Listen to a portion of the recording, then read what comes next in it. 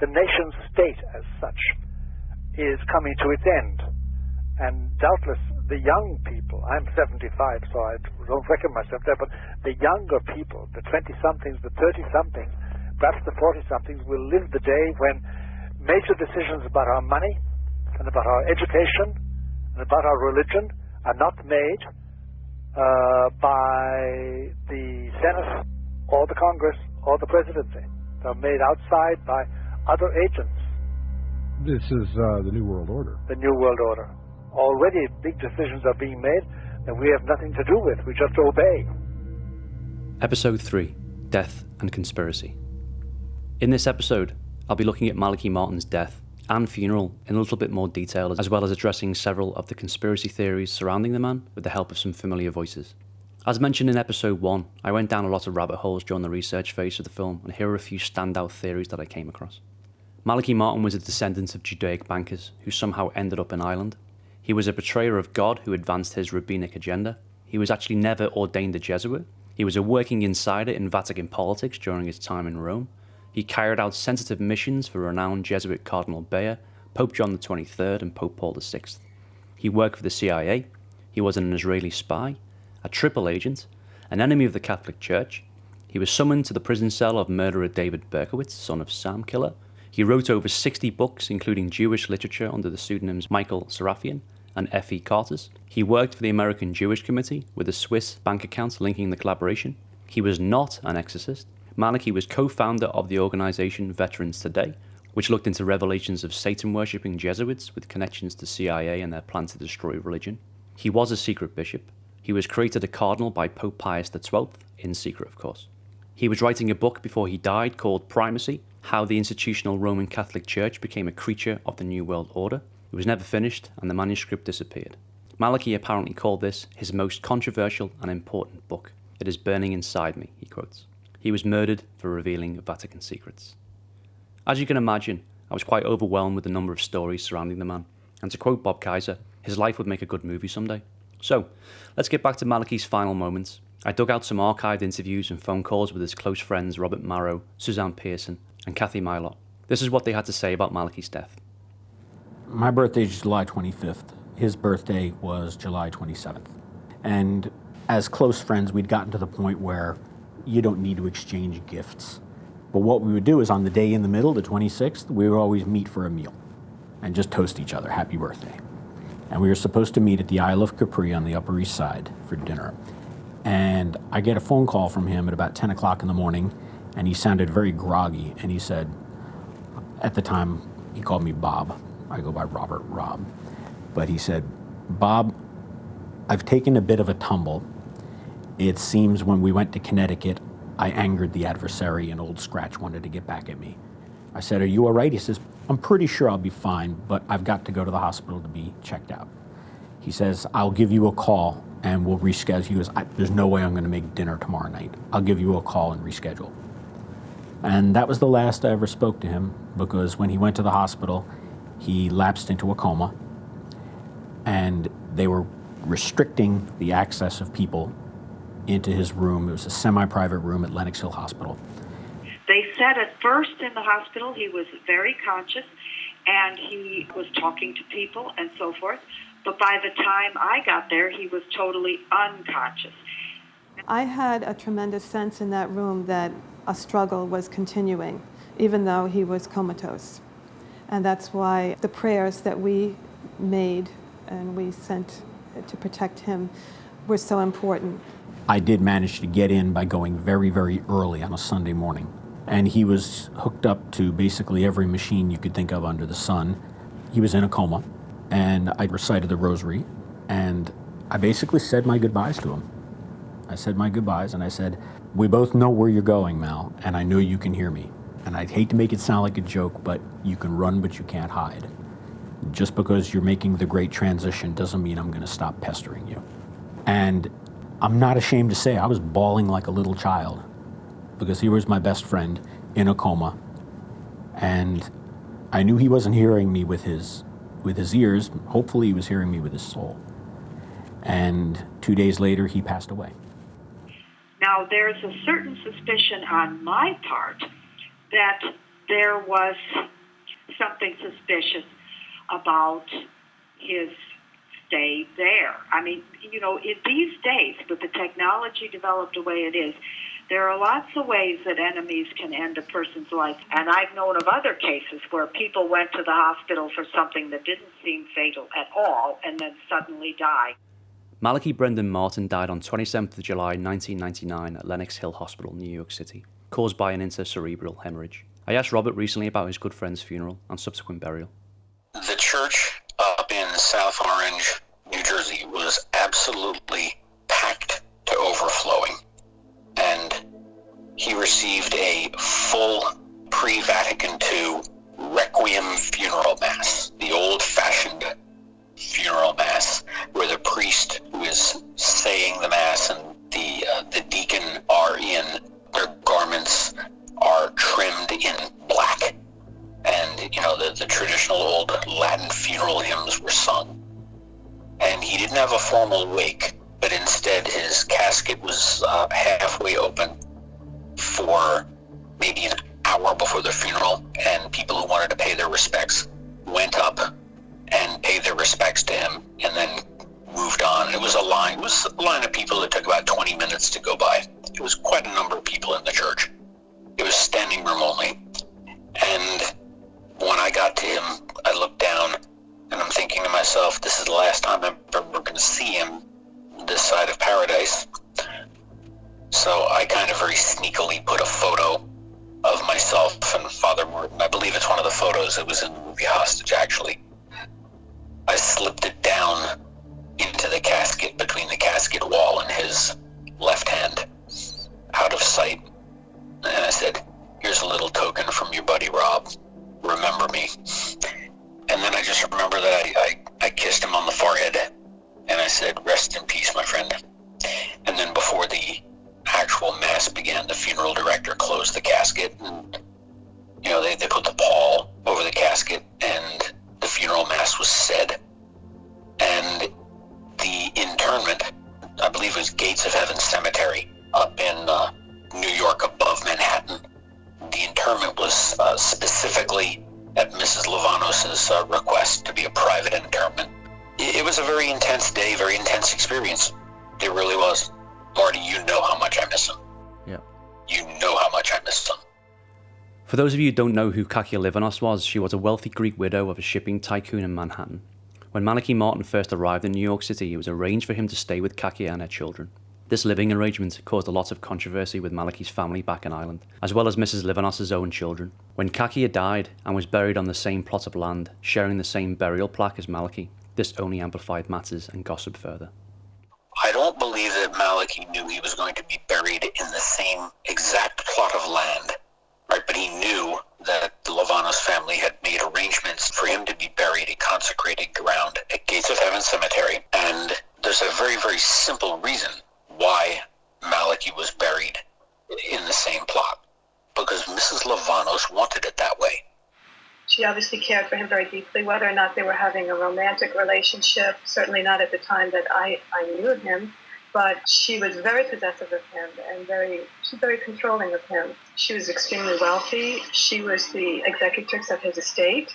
His family in Ireland wanted to keep a good relationship with him, so they didn't want to rock the boat and break any relationship with Kakia, but they did not like that relationship at all. They thought it was very wrong. I also heard, even from Malachi, that Cardinal O'Connor had taken issue with it and had tried to tell him to stop that living arrangement. And he immediately went to his attorney. They had a letter sent to Cardinal O'Connor, and Cardinal O'Connor backed off. People like to put all kinds of wink, wink, nudge, nudge, salacious connotations attached to that. And they're very off base. Had anyone who had ever met Mrs. Livanos, and if you had told them that's what people would be saying, you'd be laughed out of the room. The woman was a very, very stern force of nature. All I can think of would be, the best way to describe her would be a Brooks no interference school principal from the early 1900s. The kind of the woman who, when you meet her, if you're a student, she automatically assumes you're cheating on something she just hasn't found out yet. Look, it took her a while to warm up to me. We're talking a couple of years, to the point where she would put me through to Father Maloney when I called the apartment. She was kind of the gatekeeper in that respect, to keep the wingnuts away. And she actually gave me a very beautiful piece of her painted artwork that she was fond of producing. She gave that to me one year for a Christmas gift. And I remember Malachi telling me at the time, he says, "That's it, you're in." I said, "What do you mean I'm in?" He says, "You have performed the nearly impossible task of winning the trust of Kakia Livanos." She would not give you one of her paintings as a Christmas gift if that were not. In fact, I'm looking at it right now. And he says, "You wouldn't have that painting right now if she didn't trust you." He said that when he first came to New York, the bishop advised him to move in with a family. And he would often say that some members of the family were having great difficulty, and it was causing him a lot of distress, having to be around this all the time. Nowhere did anybody get the impression that something was going on between them. The first time that seemed public is after he died. A newspaper article said that Katia was his companion, which in this country means, you know what? A lot of us who knew him were furious at that, because there really was no basis for thinking that. Obviously, we saw what happened after he died. Katia did a plot in Gate of Heaven Cemetery. She was not even Roman Catholic. I don't know how that happened. She's Greek Orthodox. She was buried out of the Greek Orthodox Cathedral, Holy Trinity, and I was asked to go by Malachi's family, who was deceased then. His sister Neva asked me to go and represent the Martin family and get flowers on behalf of the Martin family, which I did to her funeral. But she was, buried out of the Greek Orthodox Church, so she had not converted, and she was buried on Roman Catholic soil in a common plot with him. And I guess even when he died, she did the obituary that, she was his companion for many years. And, some people took issue with that. I don't know, I think that was a relationship that sustained him. I know he had been thinking about retiring up to a traditionalist community in Richmond, New Hampshire. He had been thinking of moving there because maybe on some level he realized it was not a good situation. There was absolutely nothing romantic between the two of them. His apartment was actually a very small efficiency room apartment within a much larger apartment on East 63rd Street in a doorman building. I mean, he was free to use the living room, things like that, but he had his own tiny little warren inside their apartment that was his province only. Not even Mrs. Livanos went in there. I was told the only time she went in there was after he died to clean it out. And apparently she went in and cleaned it out like a white tornado. He's been accused of a lot of bad things. I mean, I know somebody who's really quite holy, who truly believes that he was trying to destroy the church in spite of all that he did. That he was trying to destroy the church. He was working with enemies of the church, etc. And then we hear about this affair that he supposedly had with somebody. But everybody that knew him assures that never took place. He did some undercover assignments for the Vatican, and he knew a lot of intelligence in that way, and they had taught him all sorts of skills of being an undercover agent, like how to be invisible. He talked about that. And he also had a great awareness at all times with the spirit world. And that is not only when you dwell on exorcisms. There's a lot more to it than exorcisms, and a lot more to it than the evil angels, because he was really in contact, and I don't mean as a psychic, more through a deep prayer. He was in contact with his guardian angel, and he said every city has an angel, every government has an angel, countries have angels. He was in contact with this whole network. just as aware of the good side as he was of the evil side. For instance, one time we walked down a street in Manhattan, my sister and I and Father Maloney, and he said that man there has killed 3 people. He also was called to talk to this very, very infamous criminal that we had in New York back in the 80s called Son of Sam, who used to shoot young couples. And the police called Father Maloney to consult with him because they thought it was a spiritual problem, and apparently it was. He named to me the state of my soul. That's amazing. I mean, it's just truly amazing. He knew things that I wouldn't expect him to know. He did that apparently a lot, because when he appeared on the Art Bell show and people would call in, and many people over the years say their lives were completely changed. Actually, by the way, we have 2 angels, but let me not complicate it now. We have one angel called the guardian angel. And in a normal way, if I am observing the law, if I'm keeping myself relatively clean of sin and trying to serve God in my own way, my angel communicates with me. Okay. And he does it in the accepted mode. And the accepted mode is by inspirations, by instincts, by twinges of conscience, by memories. Now, if that angel is not there, he has been renounced, and Lucifer is in his place. He does the very same. He uses the very same mode. That's called possession. Mm-hmm. So that's the dynamic of all of this. That's right. And remember that angelic possession is just as powerful as demonic possession. Mm-hmm. But many people do not attain to angelic possession because it takes a great amount of fidelity to your angel and to your instincts and to your life.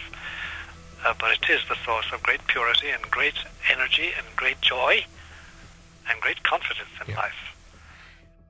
There are current Catholic commentators who have absolutely ripped Malachi Martin to shreds. In one case, in one show, having a back-and-forth conversation about how he was an absolute screwball and wingnut. And I'm thinking to myself, well, first off, this is not a show I can call in and counter your slander with, number one. But number two, if someone was a wingnut or a screwball, would he be able to pick up a phone and obtain for me a one-on-one meeting with Pope John Paul II in the Vatican 2.5 weeks later? That's a rhetorical question, but you know the answer. And I did have the honor of meeting Pope John Paul II. And Malachi arranged the whole thing. I remember Robert talking about this encounter with the Pope during our development interview back in 2013. And it was early in the morning, it was about 7:30, and I was walking from one direction, and a cleric came walking from the other direction. And it was Cardinal Joseph Ratzinger, who would one day be Pope. And I reverenced his ring when I greeted him, and I said, hello, I'm here from the United States. I said, I have gotten a personal audience, a short one, with His Holiness tomorrow, arranged through Malachi Martin, the author in Rome. And Cardinal Ratzinger's face lit up in recognition. He says, and how is our Father Malachi doing? And I said, he's doing quite fine. But, Malachi obviously had very high-level connections because I did get to meet the Pope. I've got a photograph of me taken by the Vatican photographer who trails the Pope everywhere he goes, presenting this beautiful pen and ink study of the Virgin to His Holiness, and I received in return papal rosary beads. They're probably given out by the thousands, but it's obviously going to be very special to me. Whilst we were making the film in New York City, we were summoned to the location of a Father Pat Maloney, who had met Malachi Martin on several occasions. I'll let Paddy, the producer, tell the story, and I apologise for the low-quality recording of Father Pat. It was a secret recording after all. You and I went around the corner to a very typical East Village house, and in the basement of this house we met this very, very strange man, Father Pat Maloney, and he introduced himself to us as the IRA priests of New York. And for anybody who's interested, if you look him up, he spent quite a bit of his life in prison in different jurisdictions, but his most recent stint in prison was to do with an early 90s Brinks robbery in upstate New York somewhere, and he wasn't involved in the robbery, but there was suspicions that he was involved in the laundering of the money, and I think he'd served about 5 years. We were sitting in his basement with some very strange characters, and I recall you felt a bit intimidated, Marty. Yeah, the British man amongst us, yeah. The only British ex-military man in the room, and it was a little bit tense, but we spent, I don't know, we were there a couple of hours, were we? Very surreal circumstances with a very, very surreal man. And he told us I don't know if he told us anything specific, but he sort of hinted at loads of things about himself and Malachi would be given jobs by the church that the church wouldn't touch. They were like the off-the-book gun for hire for jobs the church required looking after, but they couldn't record it anywhere. Fascinating man. Shared his house with some interesting characters. He's passed away since. All right. But his connection to nefarious American characters sort of crops up every now and again. Like he officiated at Whitey Bulger's funeral. Okay. And I'm always visions of his funny black square hat. I don't know what it is, one of those bishopy hats. I was just thinking Father Ted all the way through it, mate. Yeah, it was like if you weren't there, you couldn't make it up. The best memory that I have of people is personable, nice guy, liked by people. I didn't know that he had any enemies except maybe with those who didn't like criticism. I believe that Malachi, like Marty and others, wanted to, in the same time and line of Sheen, wanted to bring out the fact, yes, there is evil in the world, there is good, there is the demonic, and it has to be addressed. And I believe that in a clandestine way, they used him in many, many ways, but wouldn't officially admit it. Now, I'm a kind of a maverick, and some You don't say. they'd run away a mile in certain ways. Yeah. But you'd be surprised. The referrals I get all the way from the top, Yeah. from an archbishop to a bishop and in between, which was like one particular situation. Well, if this goes wrong, what could happen? Somebody might get arrested, this could happen, that could happen. Oh, well, I'll tell you what. Better you handle the case than I get involved. God bless you, my son. Father Maloney. It's been a pleasure. It's been a pleasure. Thank you so much for your time. Sure. I felt leaving that there was no set of circumstances we weren't going to be watched as we left. And I don't know if you recall, but subsequent to our visit there, it really looked like the bins outside our Airbnb in Brooklyn had been searched. Oh yeah, 100%. Yeah, definitely. It wasn't animals or No. It was definitely. If you recall, the year we were in New York filming this, we travelled about 15 minutes after the really bad winter stopped. Yeah. As soon as the snow broke, we were on the road.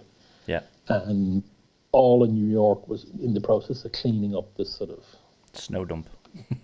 So it was quite obvious somebody had been searching in our bin in Brooklyn. And post his demise, the FBI were quoted as, they're still looking for them. There's $7.5 million in the wind somewhere that he was tagged with. It might be in his hat. Might have been in his hat, yeah. Nobody searches the hat, mate. No. Remember straight after that encounter, we were going to my mate's bar in West Village or whatever it was, and I remember you just stood there and looking in the window.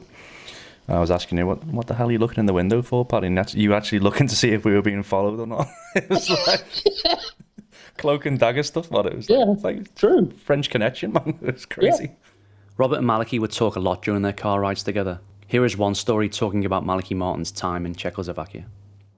He asked me to take black and white photographs of him because he said they were necessary for a file that was held in the Vatican. And every year or so, he had to send a picture of himself in his clerical garb, black and white, to the Vatican to keep his file updated. And when I asked him why black and white, he said, because the treatments on the edge of a cleric's cassock denote his rank as an ecclesial cleric, be it priest, monsignor, bishop, etc. He said, so I don't want to give my enemies any further ammunition, so all photographs go in black and white. And it goes back to the 1950s, when the church was being very actively persecuted behind the Iron Curtain. So the church was actually running networks of secret priests and bishops in East Germany, in Poland very vigorously, Czechoslovakia, Bulgaria, Romania, etc. And the Vatican Secretariat of State received word that a priest in Czechoslovakia, in Prague, I believe, had kind of gone off the rails. He was an underground priest, and he had gotten married, and he was carrying on in such a way that it was causing very great scandal to the faithful and the underground church. And when the underground bishop there tried to remonstrate with him to see the error of his ways, he threatened to blow the whistle on the underground church's organization to the Czech STB, which was the equivalent of the KGB in Czechoslovakia. Well, they realized they had a problem on their hands because he posed a very great danger to the organization of the church, such as it was. Malachi said that he was called into a room in the Apostolic Palaces back in the late 1950s. I don't exactly remember the precise date, but at the time he was a newly ordained priest for about 3 or 4 years, and he said he was told by an aide to the Cardinal Secretary of State that we have a problem in Czechoslovakia. A priest has gone off the rails and needs to be laicized, whether he wants to or not, because he's been given many chances, and he's actually turned around and blackmailed us, threatening to reveal the network of priests and bishops. The word has already gone out to the priests and bishops.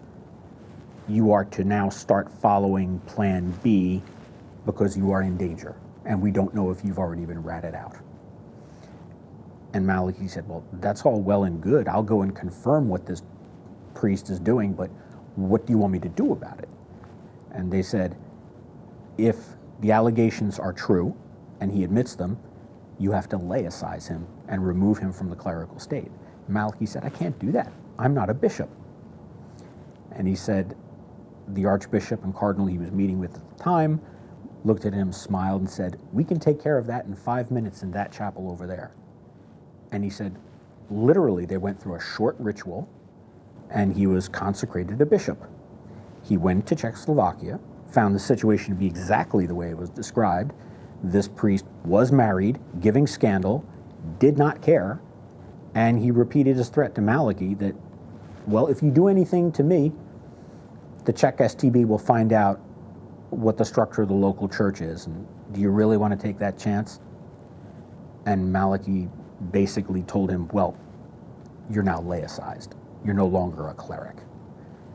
And he was turned in to the Czech secret police by this now laicized priest. And he actually spent, I believe it was about 1.5 to 2 years under very harsh prison circumstances in Czechoslovakia. They knew exactly who they had, by the way, okay, because they found out that he was a Jesuit. Rome at the time was penetrated by the KGB. The KGB and the Czech STB were very close, so they knew what they had. He was ultimately released through the direct intercession of either His Holiness Pope Pius XII or Pius XII's Secretary of State. So, you know, he had literally been through the ringer. At the very end of his life, he was writing a new book, and he told me that it was a sequel to his last book, Windswept House, and it was a guide to how people can take care of themselves, survive in the years that are ahead. It was well along. And yet, at his death, the whole thing disappeared. Now, that tells me that enemies did that. It does. And my own personal experience with this is that I had given him to look at a copy of a book that I and another person were writing together. It was the manuscript of an unpublished work, and he was reading it over because he was interested. And when he died, I contacted the family he lived with and said I would like to have that book back. And I was told I'd have to wait a few weeks until they get through all this stuff. At the end of that 6-week period or whatever, nothing of his was anywhere, and it never was found. And that is highly, highly suspicious.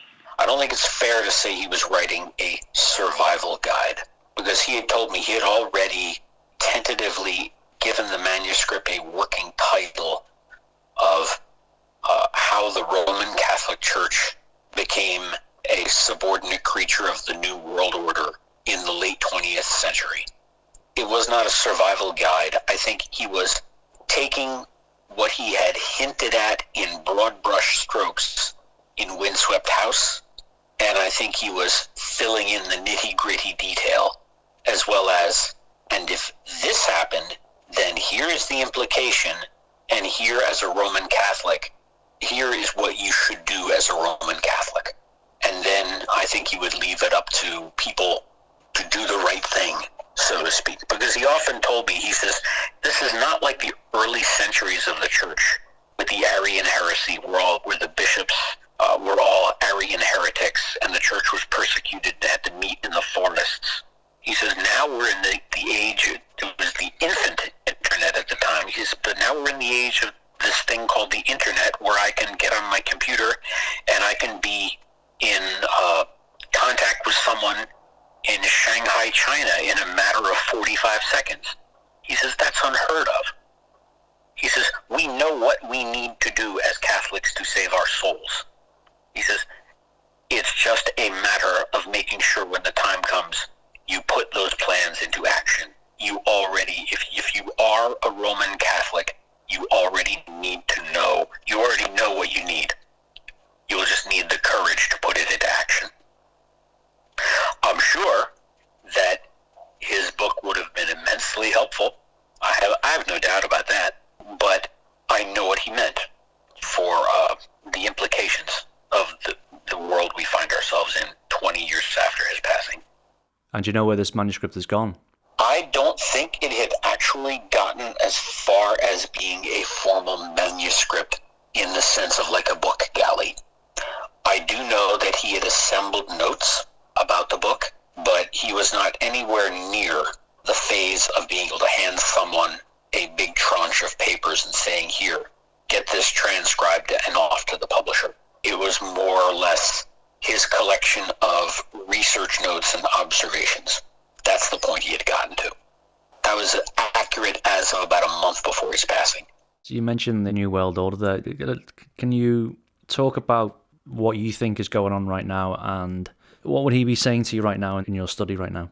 What he would tell me is that what was prophesied by the Virgin of Fatima and her request that the Pope of 1960 reveal the final full text of her message, he would say the Lady of Heaven formulated it as an either-or proposition. Either you do this, or you're going to set in motion a chain of geopolitical and geophysical events that you will not be able to stop. You might perhaps attenuate them, but you won't stop them. And he would look around at the current, for example, the political climate in the United States, where people are willing to embrace and countenance a Marxist socialist president candidate and do it with a straight face. I mean, he would shake his head ruefully, but he would say, I'm not surprised. He said, this is a natural outgrowth of refusing the mandate of heaven. I had a more pithy way of putting it that always made him laugh. I said, I know, in 1960, the Pope flipped the Virgin Mary the finger and said, I'm going to do what I'm going to do. And he would always laugh, and he would look at me and say, well, I'll never say it that way, but that's a pretty accurate depiction. And we've been living with the consequences ever since. So he would say, it's gridded to a timeline that at this time cannot be stopped, and that's why it's important for Catholics to look after themselves, because when things happen, they will happen quickly, and we will not see them coming. Same way no one saw Corona coming in the early part of this year. And now it's tanking markets around the world, causing them to lose trillions of dollars in value. It's causing, calls here and there in the United States for the imposition phrase, and how people are willing to go, will I be protected? Okay, I'll surrender all my freedoms. I don't need the U.S. Constitution. It's just mind-boggling. It's mind-boggling. But Malachi would say, you ignore God and his messengers at your peril. So he wouldn't be surprised. He would be sadly cognitive of, there's no stopping it now, but he wouldn't be surprised. I don't think he would be so in your face as to say, I told you so. You know, he would definitely have that look on his face where he used to give me over his little half glasses. And that was enough of an I told you so. And, you know, the ride is only going to get bumpier from here on out. How? You've got me. But, you know, I'm just doing my best to be sure that, you know, if I go tomorrow, I'm ready to meet my maker with a clear conscience. That's what he would say. Is it all doom and gloom then? No, it's not doom and gloom. It's not doom and gloom. And the reason why is because it's gridded to the message of the Virgin of Fatima, the Immaculate Heart of the Mother of God, the Mother of Jesus, who said, in the end, my Immaculate Heart will triumph. Meaning that the same way that her Son won the redemption of the human race by his passion, death, and resurrection from crucifixion on Calvary, her Son has given her, as the Queen of Heaven, the power to influence events to ensure that the devil does not triumph. So that's a very powerful phrase. In the end, my Immaculate Heart will triumph. That's not doom and gloom. That's us saying, we know who wins the war. The war was won 2,000 years ago in Calvary. It's just there'll be a lot of battles along the way. I think it's important at this stage to come forward and communicate my own feelings of Malachi Martin, who's been present in my life for the past 10 years. Within that time, I've read books, articles, listened to podcasts and radio interviews. I spent the first few years of my research like a desperate journalist in search of evidence in order to seek the truth. But I always go with my gut, and that has always said, although flawed like all of us on this earth, he was truly a truth teller and brought direction and spiritual warmth to many. People have been trying to put their finger on me my whole life. I am a spiritual person. I believe in God, the Creator, but I have no religious denomination. I do not have an agenda with the creation of this podcast. I'm not going to try and tell you who the man was, but present as much information that I can about his life. I've only scratched the surface with the conspiracy theories in this episode, but Malachi Martin to me will always be wrapped in mystery, and I think he would like that. I implore you all to go back and listen to Malachi's radio interviews, especially on his future predictions and the New World Order. And it would only be right to finish with the words from the main man himself. In this world of man, this cosmos, there are just two main forces, God and evil, personified in Satan and Lucifer. And finally, since everything is being globalized today, evil itself is globalized.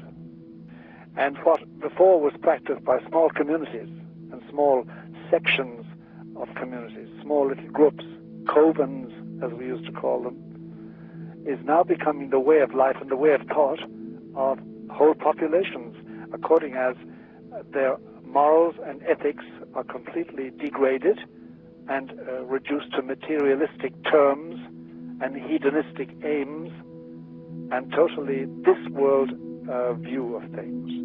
And that is the reign of evil, and it is directly in contravention to the reign willed by God, who is the sovereign creator and master of all things. So that's the situation today. The evil is, no doubt about it, more organized, more globalized, and it comes out in the new age, which is the deification of man and the creation of man's habitat as the only aim worth having, whereas this is not God's aim in this life for human beings.